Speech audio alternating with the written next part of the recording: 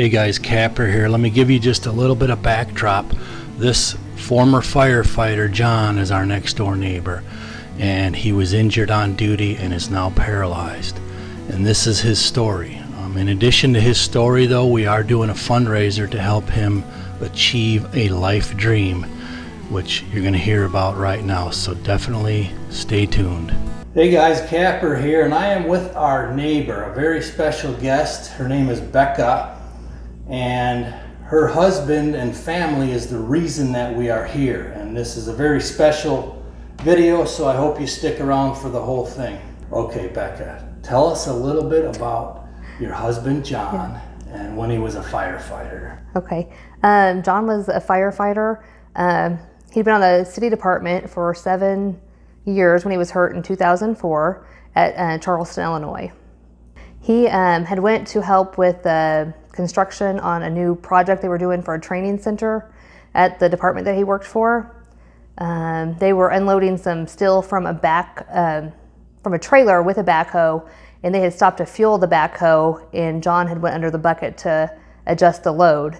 And when they did that, another man stepped on the backhoe and lowered the bucket, breaking John's neck at that time.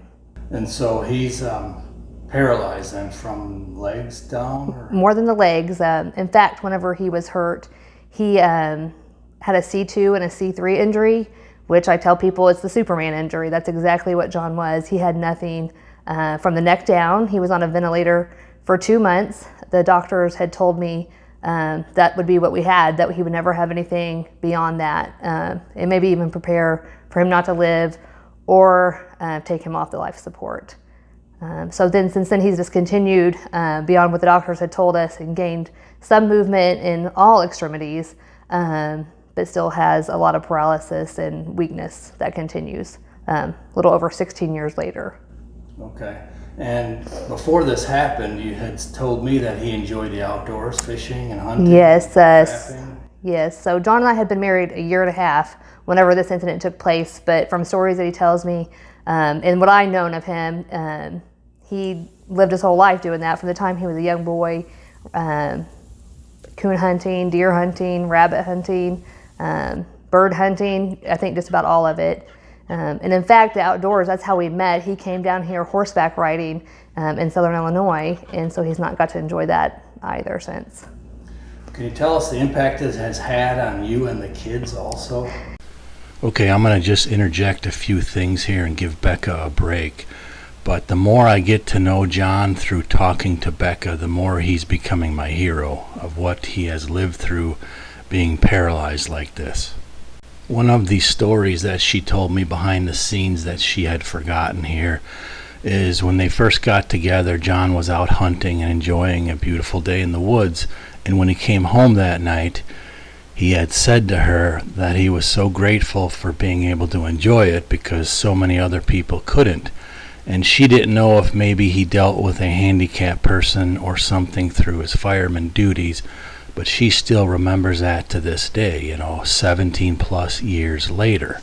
And when I was asking her for pictures of John on that, she told me, she's like, well, most of our pictures John is not in, because if we're outdoors or on a beach or somewhere else, he couldn't come along. And lastly, you're going to notice that this video is monetized, and that's kind of by design. I talked it over with Becca before I did anything, but any income that's derived from this video, a major portion of it, we're going to be sharing and adding to our cash donation already. So if you're not able to contribute, but you could share this video 2 or 3 times with different people, you'll still be helping their cause, because the more this video gets out there, the more it'll generate and the more that we're going to transfer over to them to add to their fundraiser here. So we're really excited about it. Even if you could just share it out there, we and they will greatly appreciate it. So let's get back to Becca. Yes, John and I have 2 older kids that are grown, and they were actually at home living with us when this happened. And then since then we've got 2 that will soon be 12. They still have their dad in a sense. They have their dad there. They can talk to him and share things with him, but they lost a lot through this accident. He's not able to take them hunting. You know, we go to the beach, John can't get out on the sand. We go hiking on a trail, John can't go just because the wheelchair won't make it where we need to, and it's dangerous. So they've lost a lot where that's concerned. And in fact, our youngest son, Hugh, you know, has spent many nights upset because Dad can't go with him. How long ago has it been? I remember a post you sent me from 2014 already that he's been hoping maybe for a machine like this. Yes, I actually went back on my Facebook and found it from 2014 that he had found a wheelchair with the tracks on it, and had tagged me on Facebook and said, I found one, you know, but the cost was too great for us to afford right now. And insurance doesn't cover it. Insurance doesn't cover something like that, no. Okay, so if we can all come together as a community and get one of these awesome tracked heavy-duty wheelchairs, which look very impressive, what kind of a change could it do? Do you think it will help?